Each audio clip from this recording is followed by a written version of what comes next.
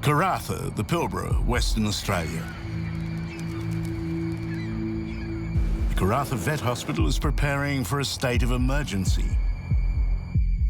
A destructive cyclone is forming off the Pilbara coast and is threatening to bring damaging winds and torrential rain to the region. According to the forecast models, Karratha will take the brunt of the cyclone head-on. Any local will tell you it's cyclone weather. It just has this really heavy, quiet eeriness about it. For Dr. Katie, the calm before the storm is an all too familiar feeling. Trying to explain this place to anybody not from here, it's a different world. It is extreme and you either love it or, yeah, you don't stay very long. This is Western Australia, and in this harsh environment, life thrives. In this episode, a man risks his life to save his dog during a cyclone. He's just been staring at me like, please help me. A solo expedition across Australia by Camel. I've wondered why the hell I'm doing this trip sometimes. And a very special cat.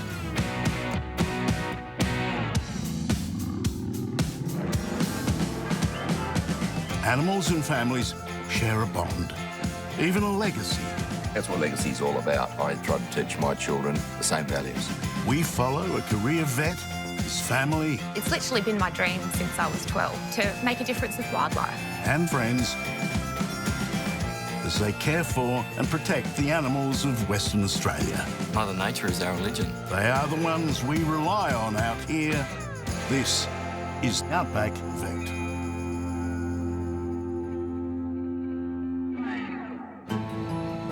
At the Karratha Vet Hospital, nurse manager Cara and the team are bracing for impact as Cyclone Damian intensifies off the West Australian coastline. So we've got lots to do. We've got to get some sandbags, put some tape on all the windows, make sure all the patients are being discharged so they're home safe and sound. As Cyclone Damian bears down on the Pilbara, the region will respond to a series of tiered emergency service alerts: blue, yellow, and red. We are heading over to the SES. We need to get some sandbags. The Karratha Vet Hospital has been around for 40-odd years and it's a pretty solid building, but we are definitely going to have some leaks if we get any flooding. We still have heaps of prep to do, so we're down here making up some sandbags. Borrowed this shovel from a lovely guy as I didn't bring my own. Good old Karratha locals helping each other out. It's not just the animals that get scared of the storm. Sometimes the people are frightened as well. So you've got your little furry buddy there to hold their paw and help you get through it. Could be really serious. Going to be a lot of wind, a lot of water, and something that we shouldn't be complacent about, that's for sure. Just have to cross our fingers and hope that we all get through it safely. The situation on the ground intensifies. Ladies and gentlemen, we are now yellow. Yellow alert means the staff at the Karratha Vet Hospital must take action and prepare for damaging weather. I've got a heap of sandbags, so if we put a few by this door, put a few by the other front door, and then a few towards the back, and then when we actually finish and close up, then we can, shut. Yeah. We've got to block up these doorways. The sand's going to trap the water and stop it from going into the building, hopefully. Dogs, cats, etc., they don't work within 8 to 4. Any pet emergency that arises in the next 10 hours, we will be able to deal with. Unfortunately, after we hit red, nobody's allowed to go anywhere. That is a flat SES regulation, so it will only be phone advice that Dr. Katie will be able to provide. So I hope everyone is safe out there. If we just stay on yellow alert, clients are allowed to come down with their pets, but the way this cyclone's tracking, it is heading straight towards us, so we do expect to go onto red alert. Once we go onto red alert, technically no one's allowed outside, so it's really going to be a case of just holding that phone and being a voice of support over the phone for anybody who has trouble. Animal care in a code red lockdown is a logistical burden that Dr. Katie does not take lightly. Category 4 cyclone, it's a big storm. We haven't had a big one really direct hit us for about 10 years. Complacency can be dangerous. Above all, Dr. Katie trusts her intuition as a mother. The area really is built to withstand these cyclones. There's obviously no way I'd ever put my daughter into any danger. The way vet work works is other people need you as well, so you kind of have to put your needs aside. I wouldn't be here if I didn't think it was going to be safe for us, but at the same time, I want to be there for everybody else in the community. Now on yellow alert, Karratha Vet Hospital is prepped and ready for the arrival of Cyclone Damian. Dr. Katie bunkers down with her daughter in the safety of the clinic accommodation. We've just ticked over to yellow alert, head upstairs and start to put Georgie basically through her nighttime routine. And after hours phone rings. While the destructive storm bears down on Karratha, a dog is in need of medical attention. Okay. Look, if he is lethargic and there's blood coming from his penis, and obviously you're worried, have you spoken to the owners? People that ring, it's not actually their dog. Owners away, their dog's sitting, and they've just noticed that the poor fella's got a lot of blood coming from his penis. I mean, we're still obviously on yellow alert at the moment. Yeah. Get it done before red alert. Yeah. Yeah, absolutely. All right, I'll come down. Okay, no worries. Bye. Fortunately, Karratha is not yet in the state of lockdown, allowing Dr. Katie a window of opportunity to see to this emergency. Hello, how are you? Hi, buddy. Nice night for it. Bender the Staffy arrives as the cyclonic weather intensifies. I'm gonna just pop him on the scales quickly. Okay, buddy. Really important at this stage that they did bring the dog straight down. We know we're going to tick onto red alert very, very soon and then potentially be closed for a day, 2 days, 3 days, who knows. All right, Bender. So did it just start out of the blue? Was it? Yeah, it was out of the blue. Was he doing anything? No, and he was quietly peeing all over the house. So is it in urine that's coming out? The first one was a lot redder. He's just been marking everywhere in our backyard. Okay. And non-stop. But you've only had him 24 hours, yeah? Hi. Oh, thank you. Oh, thank you. The photos of Bender's bloody urine are a cause of concern for Dr. Katie. Obviously, blood coming out. We want to make sure that he's not, losing too much blood. Dr. Katie searches for the cause of the blood in Bender's urine. It's not going to be their nicest at this time of night and in the weather. Yeah. But if we can just take him for a little wander outside, try and get a wee sample. Despite the impending threat of Cyclone Damian, collecting a urine sample is essential. You haven't seen any snakes or anything like that? No. And affirms Dr. Katie's concern. They're pretty nasty. We will run some clotting times just to make sure that his blood's clotting, because obviously we don't want to get caught out in a red alert and him bleed out.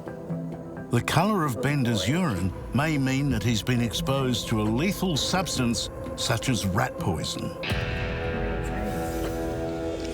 Just going to check his clotting times to make sure that his blood's clotting.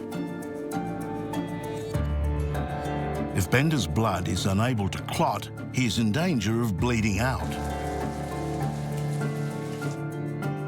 Clotting times within normal, so that's kind of ruled out a clotting factor problem with him, so good news. So we'll go and tell adoptive mum.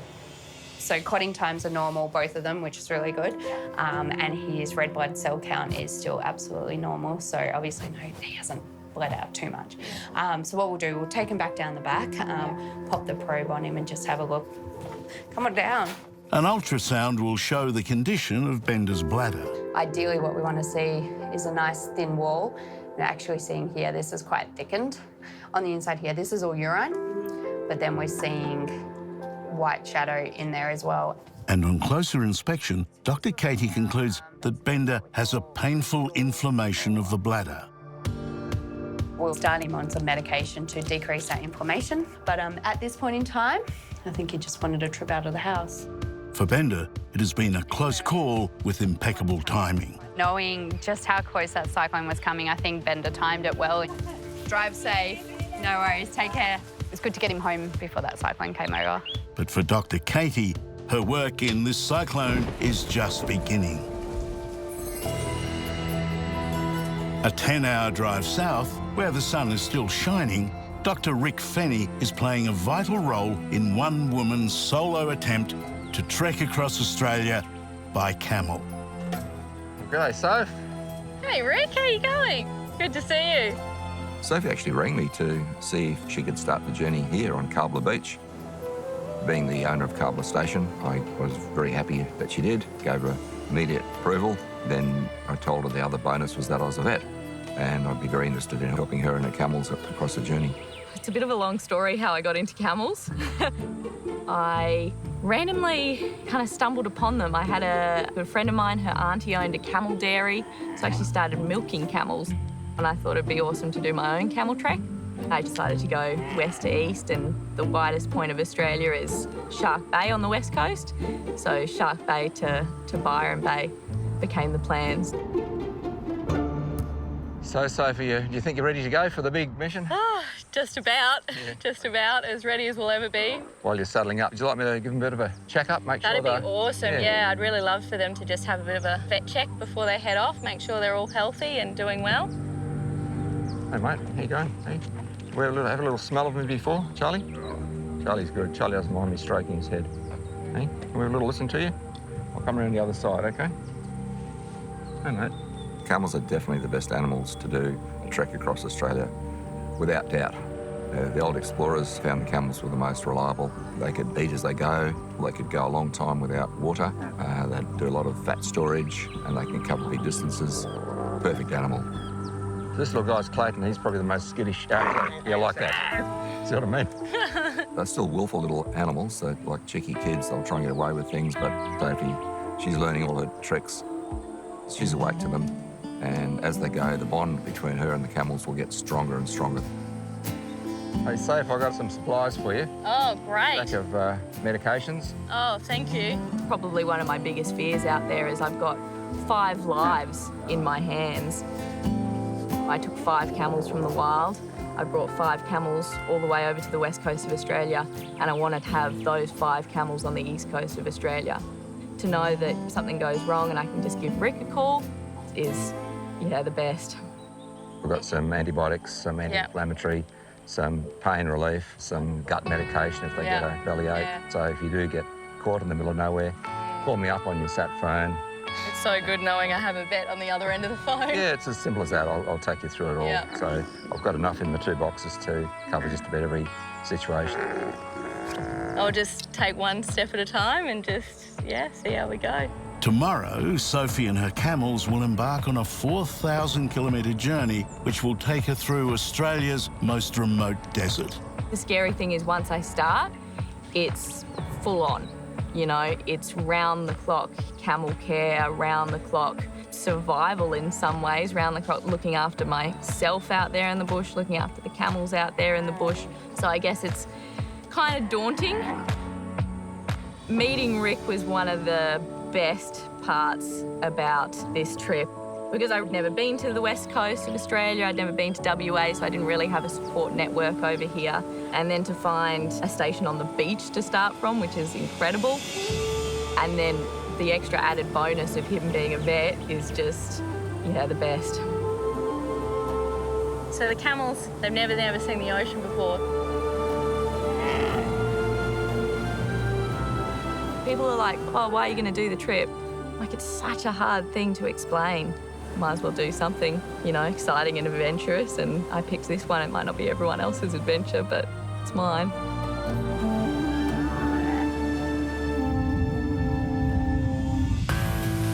Overnight, Tropical Cyclone Damian intensifies into a Category 4 out of 5 weather system, and it still has its eyes set on Karratha.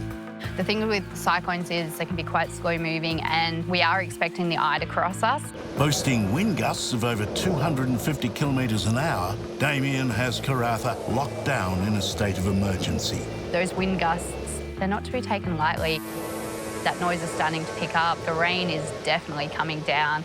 It's not something you'd want to be going outside for. As Cyclone Damian begins to lash at the Karratha Vet Hospital, Dr. Katie receives a call she is far from hoping for. Hello. Oh, hi, it's Katie, just returning your call from Karratha Vet Hospital. Hey, Katie, I was just leaving a detailed message. Hey, we've got a Snappy Cross. He's got really, really ill. He's very, very lethargic. He's thrown up about 3 or 4 times. It's just sticky white, like phlegm, and he's just like looking at us like, please, somebody help me. Like, he's not himself at all. As Cyclone Damian closes in on the Karratha Vet Hospital, Dr. Katie receives a call from a distressed owner who fears his dog may be dying. We've got a snappy cross. He's got really ill. He's very lethargic. He's thrown up about 3 or 4 times. It's just sticky white, like phlegm, like foamy phlegm. And he's just like looking at us like, please, somebody help me. Like, Okay. He's not himself at all. Yeah, a guy on the phone and genuinely distressed, really worried about his dog. At this point, we are in the middle of red alert. We're right on that cusp of when that wind was really starting to pick up. Look, obviously, we're on red alert at the moment. I am at the clinic. Wanting to try and do everything I could to help him, but pretty worried that he was just going to be on the other end of the phone. Worried and not being able to get the help that his dog needed. You'll see if there's any way, obviously, of trying to get him down. I knew he needed help and we had to try and do something. And I'll give you a call back and then, we can go from there, okay? Excellent. Cheers, dear. All right, see ya. So I rang the police and got this amazing police officer. Oh, hi, my name's Katie. I'm the vet who's on call at the moment. Just had a guy pretty upset on the phone. He's got a really sick dog. Okay. What's the weather like? Yeah, it is a red alert, but I'd do anything for a dog. Yeah. She said to me, look, dogs are everything and that's an emergency if he can get that dog down. I consider that an emergency. Okay, so just tell him that it's his choice and if he's wanting to come down, then I can. That's just okay. I think that just kind of epitomises people in particular and pets of the Pilbara. You live and die by them. They can mean the world to you. Yeah, okay, no worries. But he needs to be very careful on the roads, that's all. We're a unique breed up here. Hi. Oh, hi. I've just spoken to the local police. She would consider it an emergency. I can't condone or suggest that you drive in these current conditions. However, if you happen to arrive at the vet clinic, then I can see you. I'll be on my way, Dale. All right. I'll be there in 10. No worries. See you then. Bye. From that moment onwards, that cyclone just got bigger and bigger. In catastrophic conditions, Peter is willing to risk his life for the sake of his animal. And within 10 minutes, there's Peter and Chopper outside. Can he walk or do you want to carry him? Chopper arrives at the Karratha Vet Hospital. Hi. All right, matey. Let's have a little look. He's definitely looking miserable, isn't he? Yeah, this is not him. This guy would have done anything for his dog. Red alert or no red alert, he was there. For the last hour, he's just been staring at me like, please help me, please help me. His colour's not a nice pink. These dogs normally even, no matter how bad they are, they kind of get to a different space. They see a different person and the tail's going and they're pretty excited. But you could tell straight away that he was not good. Could you pick a worse time? Really? No. We're on red. It's about to smash us. When Chopper came in, he was a nasty shade of purple, and it just gives you this feeling that the blood's not getting where it needs to go and things are going bad. I'll just get some bloods collected so that I've got everything that I need while you're here. Yep. And then we can go from there. You're a sad boy, aren't you? See his eyes just under. Yeah, no, they're sunken, and he's just not the nicest colour at the moment. I've done a fair few years of being a vet after hours, and you quickly realise you don't always have a nurse. You just hold his little head like that for me. Yep. And I'm just going to clip up a little spot on his neck. So the next best nurse is the owner. Peter stepped up, he helped me get bloods, he helped me put a catheter into Chopper, which was great because there was no other way in terms of getting a nurse down at that point in time. We were in the middle of red alert. I'm just glad someone answered the phone. You know, I was thinking there's normally someone lives at the vet. Chopper's dad, Peter, when he opened that door, I think in a nutshell, he's the Pilbara. He's what you see up here. He was being fostered and we went and got him about 3 days before we moved into our own house. And we went and got him just for an overnight stay to see how he was going to be. We never took him back, we kept him. You could just hear the love in his voice and read it on his face, like he was concerned about his dog. Yeah. All right. If you want But outside, Cyclone Damian does not have the same regard for Peter and Chopper's well-being. So we'll pop him in bed and then get everything sorted, get you home before it gets much worse. Dr. Katie is anxious to relieve vet nurse Peter of his duties so he can return to his family as Cyclone Damian is hours from making landfall. All right, Chop. Good. All right. Daddy's going to leave you here. We'll go home and look after Mum and your brother, OK? All right. Pretty lady's going to look after you. All right, you're going to be a rock star. Peter leaves to carefully navigate his way home, while Katie's attention shifts to saving Chopper's life.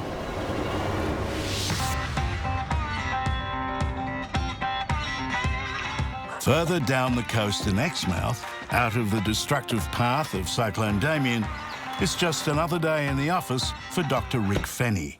I've got a racehorse here that have had a few issues with its shoulder. Yeah. So I wouldn't mind having a look at it. Dr. Rick is visiting his longtime client, local horse trainer Nat Burke. I'm the crazy animal lady of the family. Love them, and that's what I do for work.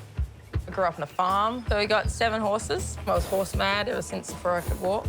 So you can see where the muscles are really tight. It creates a sweat patch, and then it bleaches the hair.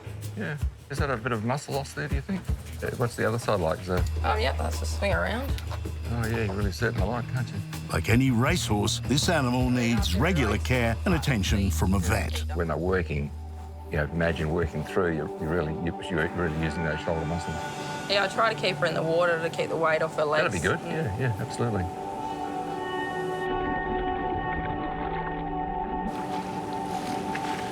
At least you got her looking pretty fit. Yeah, she ran 3rd and then 2nd and now 1st. Oh, congratulations. Yeah. Great. Likes to have a good smell, don't you? Oh, yeah, that's me. That's just the vet smell. What else you got for me? Anything interesting? I've actually got this quite special cat. I'm more of a dog person, but this cat isn't like any other cat. Anyone that meets her that aren't cat people turn out to love her. She travels around me along with the duck and the dog and all the horses. You travel with a duck and a cat? Yeah, I put them all in the truck and off I go up the highway at all the country race meets. Yeah. There she is. Oh. Which is Ed. Come here, Ed. Yeah. So, I'm pretty sure she's 100% blind, but she does, seems like she hallucinates at things as well. She has a bit of a tick with one of her paws when she walks along. Yeah. It's just the most cuddliest, floppiest cat. You can do anything with it. Just sleep on you for hours. Yeah, it's just a great, great pet, but definitely different. Let's say walk. Do a thing. Ed! But she's had this condition all life? Yeah, she's born like that. Well, I have seen things like this before. I think it's a condition called cerebellar hyperplasia. The cerebellum is the back part of the brain that controls muscle movements. So she's probably missing a bit of her cerebellum. Animals that have that funny sort of gait, there's just the messages aren't quite getting through to the muscles. That's why they have these funny sort of jumpy things. She basically got a missing link in her head. I think the horses know that. Oh, truly? Yeah, no, the horses really look after her. Yeah, if they sense there's something different about her. They don't step on her. And she loves the water. I've taken her to the beach. Yeah, truly. And she swims down the river and she's happy the way she is. She's loose. Well, she thinks that's normal. She thinks, isn't everyone like that? No. Yeah. Chopper the Staffy has been hospitalised as Cyclone Damian reaches maximum velocity over Karratha Vet Hospital. The weather's really amping up at the moment. The cyclone's about an hour off the coast now. All the trees out of the front of the clinic have gone. Inside the clinic, Dr. Katie is running a series of tests in order to determine the cause of Chopper's condition. Running his tests as we speak and, bracing for, the next hour is probably when it's going to be touch and go of what's going to be around and not be around. Didn't think I'd be standing here in the middle of a cyclone treating a dog right at this point in time. It's an anxious wait for Chopper's test results to process. To start working through a few tests that we can run basically just to try and hone in and diagnose where his pain essentially is coming from at this point in time. We're set up here, we can run bloods in-house, we can do ultrasound and diagnose Chopper with acute pancreatitis. Proving Chopper's condition is potentially fatal. Pancreatitis is probably one of those conditions where people take it kind of for granted and they go, oh, upset tummy, but it's actually really, really serious. They can die from it. He needed fluid therapy, he needed pain relief, he needed other medications to support his organs. It really was a case of he needed to be there and then. He was going to ride out the cyclone with us. Overnight, Cyclone Damian hits Karratha head-on.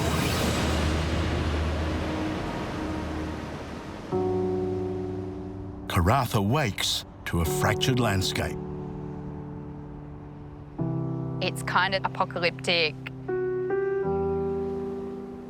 You could see that there was a lot of flooding, no trees had survived.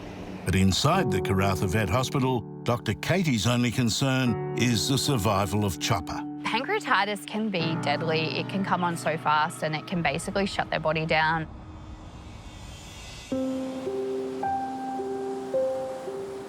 Shark Bay, Western Australia. For marine scientist Ed Fenny, it is as much his classroom as it is his home. We as seafood consumers have choices, and we can choose to eat animals that have a sustainable population, or we can contribute to the population decline of species that are more fragile. In my opinion, there isn't a choice. Over 3 billion people on this planet eat seafood. When you walk into a restaurant, whether it be a seafood restaurant or your deli on the corner, we want to make sure that you know that this species is sustainable. Ed has established Ocean Park Aquarium as a means to educate people on how to protect and preserve the creatures of our oceans. What we really want to achieve is to collect some animals to put on display that we can educate the public about some sustainable eating practices. Ed built Ocean Park as his way of protecting the animals of the sea. So the species we want to collect is the octopus. In Western Australia, octopus breed in large numbers and are ethically certified as sustainable seafood. Where we're going to collect the octopus, it's a lot of fun getting there, but some pretty hectic fall driving. So we've got to work as a team firstly to get ourselves and all our equipment out there. The swell is incredible. Makes it dangerous to walk on the flats and ledges to find the octopus as well. Even though it's going to be a hell of a lot of fun, I'm really looking forward to it. And we're still at the mercy of Mother Nature, and really it could go either way.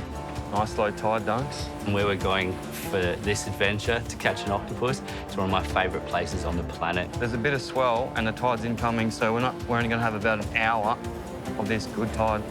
It's so beautiful, and I just hope it all works out. So better move quick, and hopefully we find an ockie.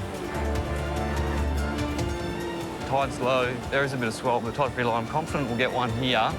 As abundant as octopus are in Western Australia, they're also incredibly intelligent animals. Mate, I just thought that was an octopus. It's just your swizzle stick. It's all about the technique, though. Great technique. Yeah, I'm using the little ockie attractor. This is essentially imitates an octopus.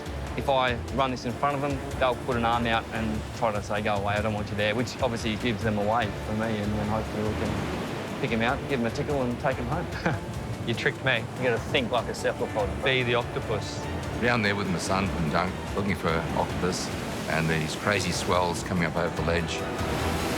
I'm thinking, you know, one decent wave and I'm in strife here.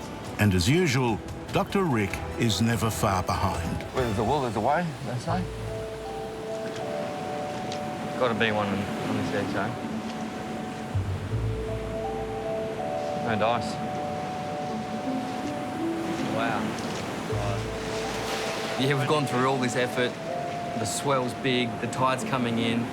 We're going to have a crack anyway, but we still don't even know if we're going to find an octopus. Conditions become more and more dangerous for Ed and his team. That's danger. Big set came through, and it just got to a point where I thought, it's just too dangerous. Uh-oh. Let's pull the pin. Let's get out of here. Yeah, no, that's a bit too big.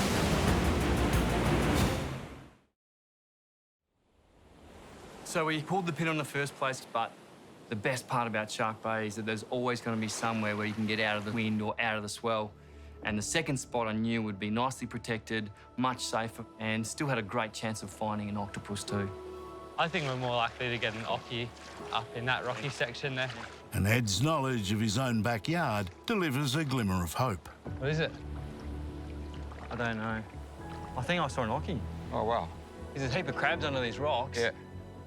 There's crabs, there's octopus. Yeah, exactly. I was thinking this is looking really good. Started looking in all the holes and crevices. But look, he's channeled all the way through there, bro. There's just enough water. What do you think? Look closely and instantly I realised. I think I found a cuttlefish. No way. Take on, man. Can you give us a head? Yeah, mate, yeah, mate, yeah, mate. Even better than octopus. It's a cuttlefish, and it's perfect. The best thing that could have happened that day, absolutely. Ed and Dunk have a split second to carefully net this elusive cuttlefish. There he is, there he is, there he is. Yes! Oh! He's trying the life tank. And better than an Ockie. Look at his colours. Oh my gosh. That is amazing. The cuttlefish is even better than an octopus. They're short-lived, they breed in enormous numbers, and they mature quickly as well. So for an animal that is sustainable, that we can educate our guests about, it's absolutely perfect. Look at these little tentacles at the front. There's such strength in those things. That's all I could see just poking out of the cage. Yeah, really. This is going to make that display perfect. You can see how the mantle, this part of his body, is quite rigid. That's from that lovely white cuttlebone you find washed up on the beach. It's what allows him to move up or down the water column. Ready? 1, 2, 3. The cuttlefish is placed into the live tank for transport to Ocean Park. The reason we're so excited is that in the 15, 16 years that we've been running Ocean Park, we've actually only ever had one cuttlefish before. This is only our second one we'll have on display. So here's an incredible animal that's essentially a mollusk that is highly evolved, has an incredible brain and is very sustainable as a species. Well done. That's amazing. You can see the colours changing when they get excited. They've got character and they just look absolutely beautiful up close. And I'm really excited to give people the opportunity to come and see and learn about that fascinating animal. The cuttlefish will be used as an educational tool in Ocean Park for the summer. For what we wanted, it absolutely fits the bill. It's perfect. And then it will be released off the doorstep back into the wild. The Karratha Vet Hospital. In the wake of Cyclone Damian, Dr. Katie is anxious to check on Chopper after he presented with a life-threatening bout of pancreatitis. Hey, Chop. Much happier on your body. Much brighter, so immediately had that feeling of relief. You're a happy boy. Oh, hello. Hello. Hello. Hello. How was Cyclone Damian? He'd survived Cyclone Damian and he was looking up. You want to go home? Do you want to go home? No. So much brighter, so much happier. He had no energy when he came in yesterday, and now he's back to his bouncing, staffy self. So, hello, you comfy there? You comfy there? It's that feel-good moment as a vet, knowing that you're helping not only Chopper, but you're helping his mum and dad.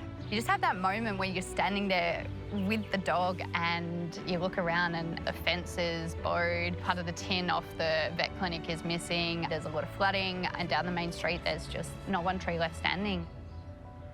He's looking good, nice and happy, world's longest wee. It's a very eerie feeling. And Dr. Katie isn't the only one who's had an eventful 24 hours. Hello. True Pilbara star walks in. Oh, it's shocking, I'm wearing the same shirt. I'm wearing the same as well, so it's all good. We'd just been through a pretty big cyclone. No one was judging. Who's that? Who's that? Hey! I think that moment, realising that you can be there for somebody when they need you, in that one moment when nobody else can be there, I'd do it again tomorrow. You're so much better than you.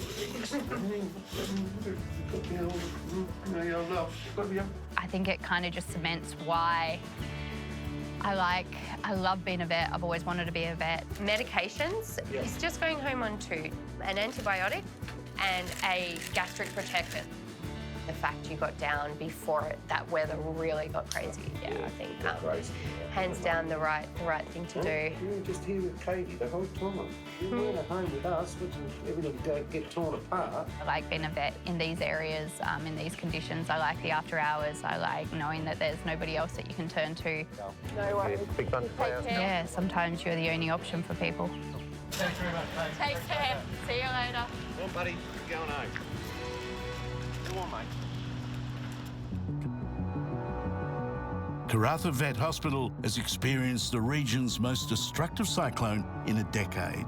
As expected, as soon as red alert lifts, that after-hours phone just starts ringing and ringing. But not every animal survives Cyclone Damian unscathed. Do you guys have Tess? Yeah, come on in. Hi, sweetie. Hi. Certain dogs have certain natures. This is little Tess? Yep. All right. Kelpies should be running around, and Tess was very quiet. But she's gotten out this morning, her gate that's come off in the cyclone. Yep. She wasn't looking so happy herself. And just started to realise that she was... Not quite herself. Yeah, not right. And I rubbed my hand down one of her back legs. Yeah. And noticed that it was all bloody. Yeah. Tess's owners, they were very worried about her. They raced straight down. She is quite shocky still. That can set in quite immediately, or it can be a little bit delayed, but she's definitely experiencing shock. Shock can cover up a lot of things. Dogs can be walking with broken limbs. They can have a lot of internal damage. You've got to work quickly to stabilise them and then start ruling out injuries. We want to make sure that her bladder is okay, and hopefully it's just been bruised, okay? Yep. Now, number one is making sure that the bladder is intact. Yep. Dr. Katie needs to discern just how serious Tess's injuries are. Tess did a runner after the cyclone, got a bit of cabin fever like the rest of us. Most likely been hit by a car while she's been out. Probably waiting for some repairs ourselves. Yeah, a fair bit of damage around town. Unlike the clinic, the damage to Tess is not nearly so obvious. Stabilised her, treated her shock with some fluids, and we're just about to take some x-rays. Primarily just of her abdomen, have a look at her bladder and also her pelvis. X-ray. If Tess has been hit by a car, Dr. Katie needs to know how severe her internal injuries are. Her pelvis has no fractures, neither her femurs. Looking more around the bladder, at the moment there is a chance that it actually could be possibly ruptured from the impact. With the x-ray, I couldn't be 100% that her bladder was intact, so I needed to go to the next form of diagnostics, and that was putting the ultrasound on her. That's the bladder there. So that's got fluid in it, very likely blood. What was inside the bladder wasn't the typical appearance when you put an ultrasound on. So if you get a needle and we do a little cysto, just to get a sample out of there and see if it is just full of blood. That's not the colour that urine should be. Urine's not meant to be that colour. It hits you just how serious things are. Maybe she's just been clipped by the car and bruised. I can assume that her bladder is effectively bleeding. Whilst it's not ruptured, it is bleeding and things could still get worse. It's something that we're going to keep a very close eye on and recheck again. The good news for Tess's owner is we're not jumping straight into surgery. She's definitely going to be staying with us. She's going to be getting supportive care and making sure that that bladder doesn't get any worse.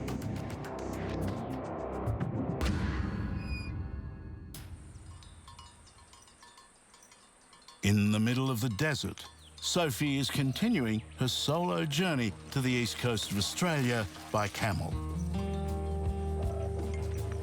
We are in the Great Victoria Desert at the moment.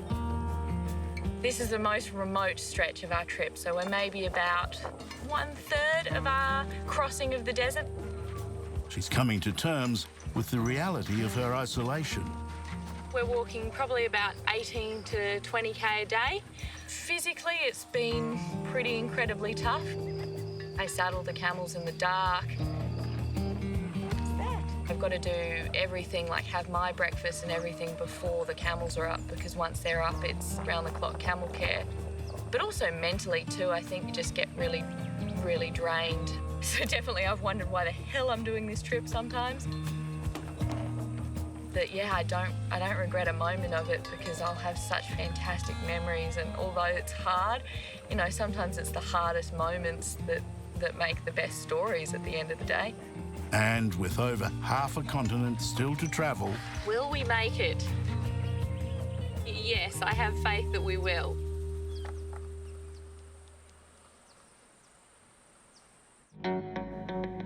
Back at the Karratha Vet Hospital...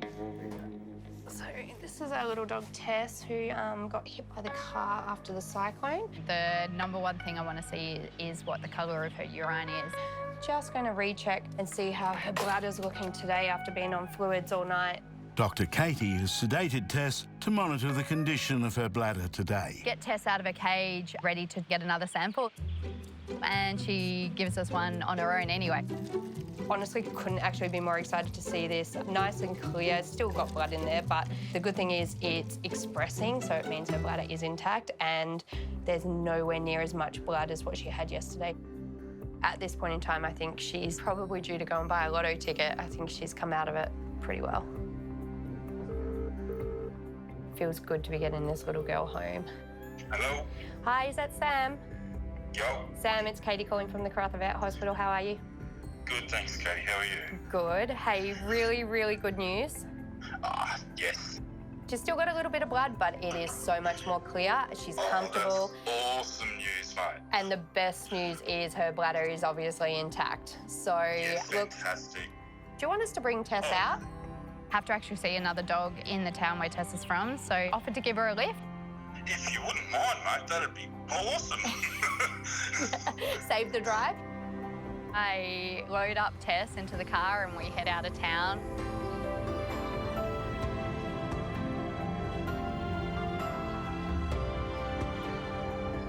Little girl's home.